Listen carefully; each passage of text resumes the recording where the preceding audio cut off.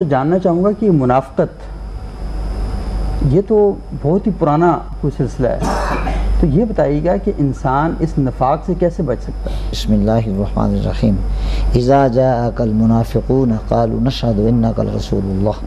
والله يعلم انك لرسوله والله يشهد ان المنافقين لكاذبون صدق الله مولانا العظیم وصدق رسوله النبي الكريم الامین۔ یہ جو قرآن مجید کی میں نے سورہ منافقون کی آیت پڑھی ہے، پر قرآن مجید کا پورا سورہ ہے، اور یہ شان نزول کے اعتبار سے 104 نمبر پہ نازل ہوا تھا، اور مصحف شریف میں اس کا نمبر 63 ہے،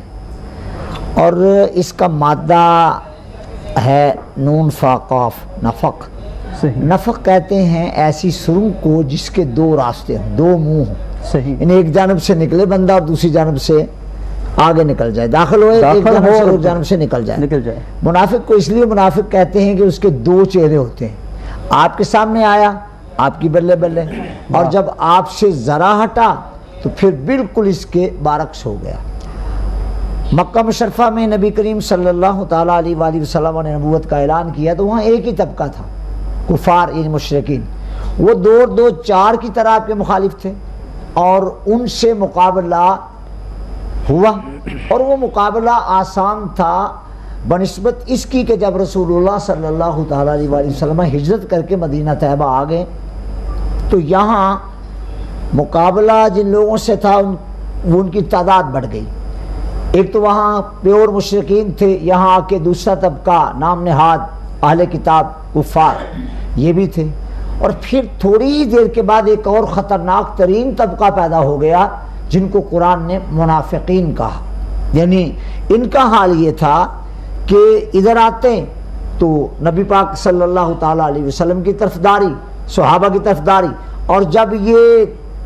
مشرکین میں اور کفار میں جاتے پھر ان کی طرفداری، انہیں کہتے ہم تو تمہارے ساتھ ہیں، ادھر آتے تو کہتے نہیں وہ تو ویسے ہی چلے گئے تھے ذرا، ہم تو آپ کے ساتھ ہیں۔ تو منافقت کی مذمت قرآن کریم فرقان مجید نے کئی مقامات پر کی، اور حضور پرنور سید العالمین مصطفیٰ صلی اللہ تعالیٰ علیہ وآلہ وسلم نے منافقوں کو کئی مقامات پر آشکار کیا۔ حدیث پاک میں آتا ہے اور بہت ساری تفاسیر میں بھی مفسرین کرام نے لکھا ہے کہ ایک بہت بڑا یہودی تھا، اس کا نام تھا زید بن سبب، وہ مسلمان ہوا، کلمہ پڑھا، اور صحابہ کرام کے ساتھ اس نے اپنے تعلقات بھی استوار کیے۔ غزوہ تبوک کا موقع آیا تو وہ نکلا ساتھ، اور اس کو سرور دو جہاں صلی اللہ تعالیٰ علیہ وآلہ وسلم نے عمارہ بن حزم کا ساتھی بنا دیا کہ جب اب چلو یا اترو تو ان کے ساتھ رہنا ہے۔ نبی پاک صلی اللہ تعالیٰ علیہ وآلہ وسلم نے ایک مقام پر نزول اجلال فرمایا تو صحابہ کو فرمایا کہ آج رات کو تیز آندھی چلے گی، آپ نے باہر نہیں نکلنا، لہذا اندر ہی رہنا ہے، اپنے خیموں میں محفوظ جگہوں پہ رہنا ہے۔ اب یہ جو ساتھ تھے لوگ بازار کلمہ پڑا ہوا تھا، اور اندر سے کہتے ہیں جی ہو بھی سکتا آندھی آ جائے، ہو بھی سکتا نہ بھی آئے۔ یہ ہے منافقت کہ پیغمبر کی مبارک زبان سے سن لیا کہ آج رات کو تیز آندھی آئے گی، اور پھر کہہ رہے ہیں ہو سکتا ہے آ بھی جائے، ہو سکتا ہے نہ بھی آئے۔ یہ وہ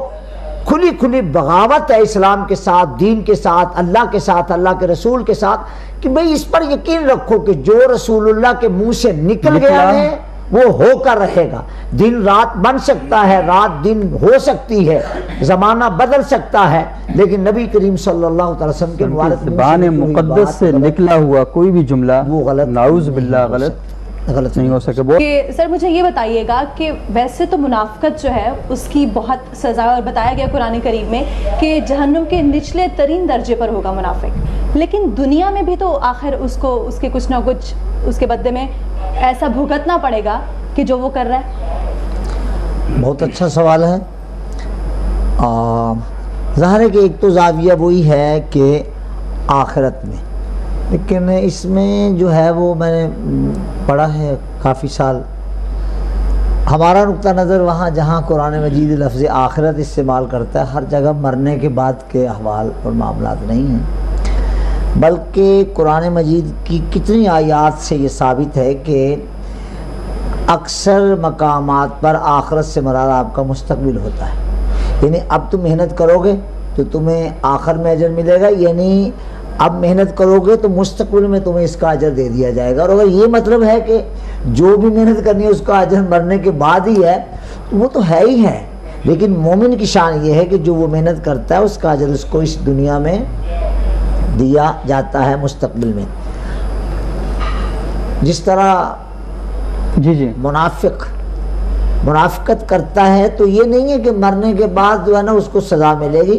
دنیا میں اللہ تعالیٰ اس کو ذلیل کر دیتا ہے۔ اور ہمارے سامنے کتاب و سنت کے دلائل موجود ہیں اور ساری کی ساری تاریخ ہمارے سامنے ہے کہ جس نے منافقت کی ہے اللہ نے اس کو مرنے سے پہلے ذلیل کیا ہے، اور ایسا ذلیل ہوا ہے کہ حشر تک اس کی اس ذلت کو لوگ یاد رکھے ہوئے ہیں اور آئندہ بھی رکھیں گے جو منافقت کرے گا۔ تو جہاں کوئی اپنے رشتہ دار کے ساتھ منافقت کرے، بھائی بھائی سے منافقت کرے، شاگرد استاد سے منافقت کرے، دوست سے منافقت کرے، کوئی ہمسایہ سے منافقت کرے، جہاں بھی منافقت کرے گا یہ نہیں ہے کہ وہ منافقت کر لی تو مرنے کے بعد یہ جو دیکھی ڈٹھی جائے گی، پھر جدوں آیا جہان مٹھا تے اگلا کسی ڈٹھا، وہ یہ نہیں ہے، بلکہ اسی جہان میں اللہ تعالیٰ اس کا حساب کتاب برابر کرے گا اور لوگ دیکھ لیں گے، اسی جہان میں حساب برابر ہوگا۔ آخرت پہ تو اس کو ملنا ہی ہے جو اس کی سزا، لیکن اس جہان میں بھی اجر اس کا ملے گا، جو اس نے کیا اس کا پھل وہ کاٹے گا، لوگ کہیں گے ملے گا، جو بویا وہ کاٹے گا۔ اس نے فلاں کے ساتھ یہ کیا تھا، دراصل یہ اس کا صلہ ہے، اب یہ بھگت رہا ہے۔